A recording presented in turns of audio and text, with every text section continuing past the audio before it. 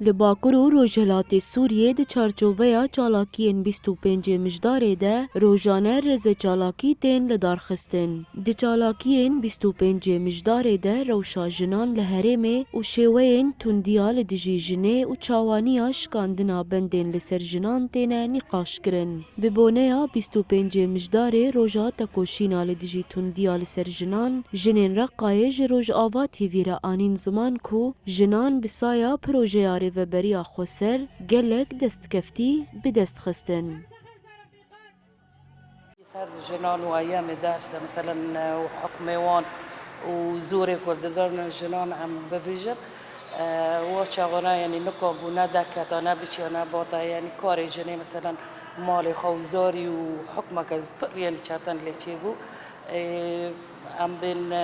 ونها وقت إدارة الذاتية ذا إذا ربو قاسة خابه يعني كوري دار كذا هري واري المجال السياسي ذا مثلا اقتصادي ذا يعني بحر كوري ذا إذا مثلا كوني قاسة خوي عسكري ذا كوري إذا دار كذا هري واري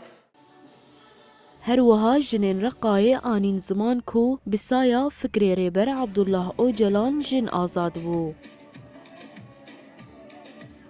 فكري قائد عبد الله أوجلان داش تطور فيراتشي وفكري خير رند بو يعني الجنيرو فيش دهاني تطور فيراتشي كر كانوا بو حرتي خواب ستاندردر كتا كو حر كوري يعني مجال السياسي ده اقتصادي ده اجتماعي ده حر هودا تطور فيراتشي بو جم فيش دهات